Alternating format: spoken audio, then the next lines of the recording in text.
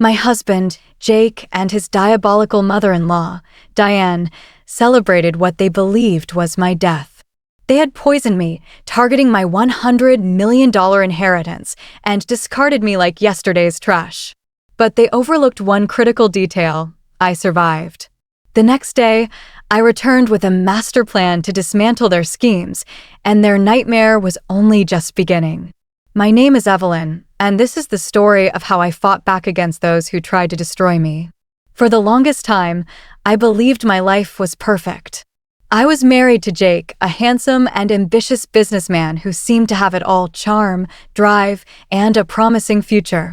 We lived in a stunning, sprawling home in an affluent suburb of Chicago, surrounded by manicured lawns and picturesque streets. To the outside world, we were the epitome of success, a loving couple with comfort, security, and an enviable lifestyle. But behind the closed doors of our elegant home, the cracks in my perfect life were starting to show, and they were deeper and darker than I could have ever imagined. Jake and I had been married for 5 wonderful years. In the beginning, he was everything I had dreamed of in a partner: caring, charismatic, and endlessly supportive. We laughed together, planned our future, and built a life that felt like a fairy tale. But everything changed when my father passed away. His death was a devastating blow. He had been my rock, my greatest supporter, and losing him left a void in my heart. Amid my grief, however, there was a glimmer of hope. My father left me a $100 million inheritance. I saw it as a safety net, a way to secure our future and honor his legacy. Little did I know, that inheritance would become the catalyst for a nightmare I never saw coming. It all began with Diane, Jake's mother. She was in her late 50s, a retired socialite who thrived on appearances. Always impeccably dressed, with a polished smile that never reached her eyes, Diane was a master at maintaining a flawless facade. I had always sensed her subtle dislike for me, hidden behind her courteous words and practiced charm. But after my father's passing, her disdain became impossible to ignore. She started spending more time at our house, claiming she was there to support us during my grief. I wasn't fooled. Diane wasn't there to comfort me. She was there to meddle, to sink her claws into our lives and, as I would soon discover, to seize control of my inheritance. At first, the changes were subtle. Diane would whisper to Jake in hushed tones, their conversations abruptly halting whenever I entered the room. Jake grew distant, his once warm demeanor replaced by irritability. He snapped at me over trivial matters, questioned my decisions, and seemed to pull away from the love we once shared. I attributed his behavior to the stress of my father's death, convincing myself it was temporary. But deep down, I sensed something was terribly wrong. One evening, Diane sat me down in the kitchen, her voice dripping with false sweetness. "Evelyn, dear," she began, her eyes glinting with something unsettling, "you need to think carefully about your inheritance. Managing such a vast sum can be overwhelming. Jake and I only want what's best for you." Her words sounded kind, but her gaze betrayed her true intentions. She didn't care about my well-being, she wanted control.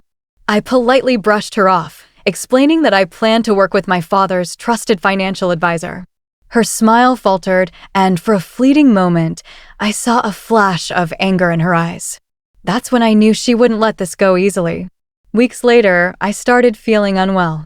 Nausea, dizziness, and overwhelming fatigue plagued me. At first, I chalked it up to stress or the lingering weight of grief. But the symptoms worsened, especially after meals. The food began to taste strange, with a faint metallic bitterness that I couldn't place. I tried to dismiss it, not wanting to seem paranoid, but a growing sense of dread gnawed at me. Something was very wrong. Then came the night that shattered my world. I was in the dining room, finishing dinner with Jake and Diane. The meal tasted off, but I didn't say anything, afraid of sounding irrational. Moments later, the room began to spin. My vision blurred, my legs buckled, and I collapsed to the floor, my body no longer my own. As darkness closed in, I heard Diane's voice, cold and triumphant. "It's time." When I woke, I wasn't in my home. I was lying on a cold park bench, my body weak and trembling, my mind racing to piece together what had happened. Had Jake carried me here? Had Diane orchestrated this? Before I could make sense of it, a kind voice broke through the fog. "Miss, are you okay? Can you hear me?" I turned my head to see a middle-aged man with a concerned expression. Unable to speak, I could only look at him, my eyes pleading for help. He didn't hesitate. He called 911 and stayed by my side until the ambulance arrived. His kindness was a lifeline in that terrifying moment. At the hospital, the doctors confirmed my worst fears. There were traces of poison in my system, not just from that night, but from weeks of deliberate exposure. Someone had been poisoning me, slowly and methodically. The realization hit me like a tidal wave. Jake and Diane had done this. My husband, the man I loved, and his mother had tried to kill me. But why? The answer became clear when I overheard two nurses talking outside my room. "She's lucky that man found her," one said. "They say she's got a $100 million inheritance." Makes you wonder who'd want her out of the picture. The betrayal cut deeper than any poison. Jake and Diane weren't just after my money. They had tried to erase me to get it. Rage surged through me, but so did a fierce determination. I wasn't going to let them win.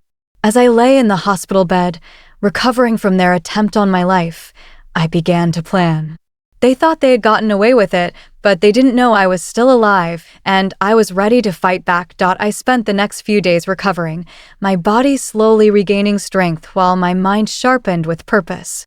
Diane and Jake believed they had succeeded in eliminating me, but their arrogance was their weakness. I couldn't return home yet, not without a plan. They thought I was gone, and that gave me the upper hand. I found refuge in a small hotel a few miles away, paying in cash to avoid detection.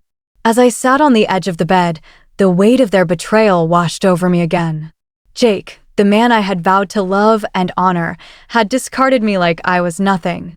Diane's greed knew no bounds, and together, they had nearly destroyed me. But I was done crying. I needed answers, and I needed proof. My first step was to call Mr. Stanton, my father's trusted financial advisor. "Evelyn," he exclaimed, relief evident in his voice. "I've been trying to reach you. Is everything all right?" I took a deep breath and told him the truth. "Not exactly. I think Jake and Diane are trying to steal my inheritance. Can you check if anything unusual has happened with my accounts?" He promised to look into it immediately and urged me to stay safe. Hours later, he called back, his tone grave. "Evelyn, there have been attempts to transfer funds from your accounts into a new trust under Diane's name. The documents claim you authorized it." My heart sank. I didn't. She forged my signature. "I thought as much," he replied. "I've frozen all activity on your accounts, but you'll need to act fast. They're not going to stop." Diane's audacity to forge documents fueled my resolve. I wasn't just fighting for my inheritance anymore. I was fighting for justice. I began by scouring social media, knowing Diane's obsession with her public image might have left a trail.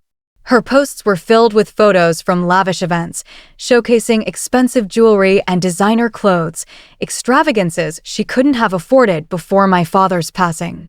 Where had the money come from? Jake's social media was equally telling, with cryptic captions like, "The start of a new era" and "Bigger things ahead." My stomach churned at the thought that they were celebrating their plot to ruin me. Social media alone wasn't enough, though. I needed undeniable evidence. I decided to take a risky step, returning to the house. I waited until Tuesday, when Diane had her standing lunch appointment with her bridge club and Jake would be at work. Slipping into the house, the familiar scent of my former home hit me like a wave of nostalgia and pain. This had been my sanctuary, my safe haven. Now it felt like enemy territory. I moved quickly, heading to Diane's room. I knew she kept a lockbox in her closet, where I'd seen her store important papers. After a few tries, I found the key taped under a drawer. Inside the lockbox was a goldmine, forged documents bearing my signature, copies of my bank statements, and a chilling handwritten note outlining Plan B if I didn't cooperate. The note detailed the poison and how Jake would take care of things if I grew suspicious. My hands shook as I read it. This wasn't just fraud, it was attempted murder. I took photos of everything with my phone, carefully returning each item to its place. As I left, I passed the dining room and froze. The chair where I had collapsed that fateful night still stood there, a haunting reminder of how close I had come to death. Anger surged through me, and I made a silent vow. They would pay for what they had done. Back in my hotel room, I stared at the photos on my phone. I had the evidence, but I needed to ensure it reached the world. That's when the idea struck me: social media. Diane and Jake had spent years curating their image as the perfect family. What better way to destroy it than by exposing their true selves to the world? I created a video, carefully compiling the evidence, photos of the forged documents, screenshots of their incriminating social media posts, and my hospital records confirming the poison in my system. I narrated the video myself, my voice steady despite the storm raging inside me. "My name is Evelyn," I began. "This is the story of how my husband and his mother tried to kill me for my inheritance." I hesitated before posting, knowing the fallout would be immense. But then I thought of my father, who had always taught me to stand up for what was right. With a deep breath, I hit upload.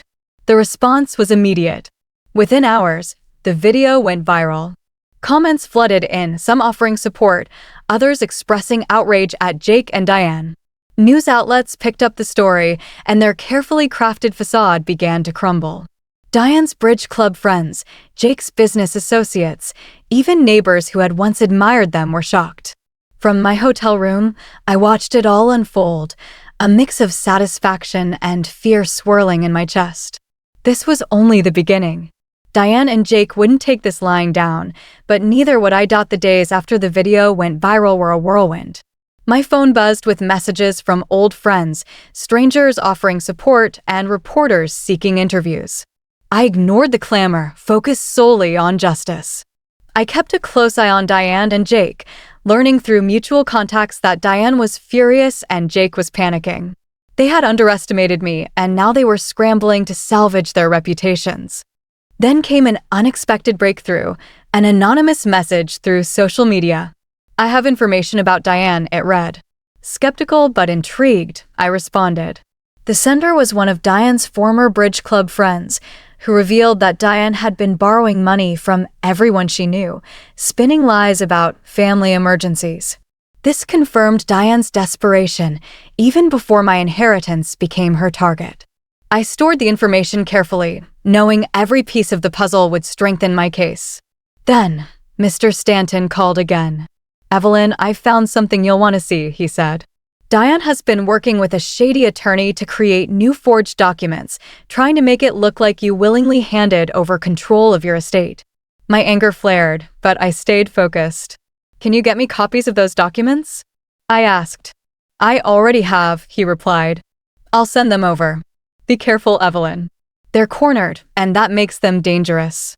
I knew it was time to confront Diane directly. This wasn't just about me anymore. It was about holding her accountable for her crimes. But I wasn't foolish enough to face her unprepared. Diane's fiery temper could be my greatest weapon if I played it right. I reached out to Jake, my voice calm but calculated. "Tell your mother to meet me at the family estate. I want to discuss a settlement." Jake sounded wary but intrigued. "A settlement? You're finally coming to your senses." I bit back my anger. "Let's just say I'm tired of fighting." He agreed to set up the meeting, unaware that I had no intention of settling. Instead, I planned to record everything, hoping Diane would incriminate herself further. The estate, once my home, now felt like a battlefield.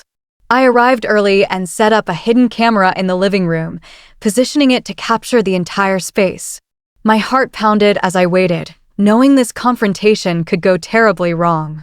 When Diane arrived, she was seething, her eyes burning with anger. Well, the prodigal daughter returns," she sneered. "What's this nonsense about a settlement?" I kept my voice steady. "Diane, we need to end this before it gets worse. Let's talk." She crossed her arms, her smirk dripping with sarcasm. "Talk? Oh, sweetheart, the time for talking is over. You ruined everything. Do you have any idea how hard I've worked to keep this family together? And for what? So you could play the victim." I stayed calm, knowing she was walking into my trap. "You tried to kill me, Diane. How's that keeping the family together?" Her smirk vanished, replaced by a snarl. "You don't understand anything. That money should have been ours. Jake deserved it, not you. You think you're some saint, but you're just as selfish as the rest of us." She was unraveling, and I let her continue. "Jake and I did what we had to do. If you had just handed over the inheritance like a good little wife, none of this would have happened." I stared at her, feigning shock. "So you admit it? You poisoned me? You forged those documents." Her face turned red, and she screamed, "Yes. And I'd do it again if it meant getting rid of you." My hands trembled, but I held her gaze. "Thank you for being honest, Diane." Before she could respond, I stood and retrieved the hidden camera. Her eyes widened as realization dawned. "What is that?" she demanded. I held it up, my heart racing. "Proof. Proof that you and Jake tried to destroy me. This is going straight to the police and the courts." Diane lunged at me, her nails digging into my arm. "You little." I pushed her off and stepped back. "You've lost, Diane. It's over." She screamed in frustration, but I didn't stay to watch her tantrum. I walked out of the estate, the camera clutched tightly in my hand, feeling the tide finally turning in my favor. The day of the trial arrived faster than I expected. I was nervous, but resolute. Diane and Jake would face the consequences of their actions, and I was ready to expose their lies. The courtroom buzzed with tension. Diane sat beside Jake, her expression cold and defiant, while Jake avoided my gaze entirely. The man I had once loved now seemed small and insignificant, a shadow of the confident figure he once was. My lawyer began with the hidden camera footage. The courtroom fell silent as Diane's venomous confession echoed through the speakers. "Yes. And I'd do it again if it meant getting rid of you." Her words hung in the air, and I saw the judge's expression harden. Diane's lawyer tried to object, but the evidence was undeniable. Next, Mr. Stanton testified about Diane's attempts to transfer my inheritance, presenting the forged documents and explaining how he had stopped the illegal transactions just in time. The jury was visibly shocked as the evidence mounted. When it was my turn to testify, I told my story from the beginning, the night I collapsed, the betrayal, the poisoning, and the moment I realized the people I trusted most had plotted to end my life. My voice trembled at times, but I spoke with conviction. This was my truth, and I wouldn't let fear silence me. The prosecution presented the medical evidence, hospital reports confirming the poison in my system, and a timeline that matched Diane's presence in the house. The Good Samaritan who found me testified, his sincerity a stark contrast to Diane's cold demeanor. Then came Diane's testimony. She tried to play the victim, accusing me of manipulating and destroying her family. But the prosecutor was relentless, cornering her with the recordings, the forged documents, and her own lies. Under pressure, Diane lost her composure. "I did what I had to do," she shouted, her voice shaking with anger. She didn't deserve that money. Jake and I, her lawyer, tried to stop her, but the damage was done. The courtroom buzzed with whispers, and I felt a wave of relief. Diane's true colors were on full display. Jake's testimony was pathetic. He shifted blame to Diane, claiming he had only gone along with her plan out of fear. "I didn't know she would go that far," he stammered, avoiding my gaze. His cowardice was almost laughable. The trial lasted 2 grueling weeks, but the verdict was worth every moment. Diane and Jake were found guilty of fraud, attempted murder, and forgery. The judge sentenced them to 10 years in prison. As the gavel came down, a weight lifted off my shoulders. Justice had been served, but my journey wasn't over. After the trial, Jake wrote me a letter from prison, begging for forgiveness and asking me to wait for him. Diane, predictably, made no such gesture. Her pride wouldn't allow it. I knew what I had to do. I filed for divorce, refusing to remain tethered to a man who had betrayed me so deeply. My inheritance was secure, but more importantly, I had reclaimed my independence. I was no longer the naive woman who had let Diane and Jake control her life. Walking away from that chapter of my life wasn't easy. I had loved Jake once, and part of me grieved for the life we might have had if he had been a better man. But I knew I deserved better, a life free from manipulation, greed, and betrayal. With Diane and Jake behind bars, their reputations in tatters, I began to rebuild. I used part of my inheritance to start a charity in my father's name, dedicated to helping women escape toxic relationships and reclaim their lives. It felt like the perfect way to honor his memory and give back to others who needed a second chance. I heard through mutual contacts that Diane and Jake struggled in prison. Diane, who had thrived on control and appearances, couldn't handle the reality of her situation. Jake, without his mother to guide him, floundered. I didn't revel in their downfall, but I didn't pity them either. They had made their choices, and now they were living with the consequences. As I sit here sharing my story, I feel a profound sense of peace. Confronting the people who tried to destroy me was one of the hardest things I've ever done, but it was worth it. I learned that resilience isn't just about surviving. It's about standing up, speaking out, and reclaiming your power. My life isn't perfect, but it's mine, and that's the greatest victory I could ask for. This is my story, and I've reclaimed it with courage, dignity, and an unshakable sense of self-worth. To anyone listening who feels trapped or betrayed, know this: you are stronger than you realize. You can fight back, and you can rebuild. This is Evelyn signing off, ready for whatever comes next. Please feel free to comment below if you liked this. Remember to like and subscribers for more.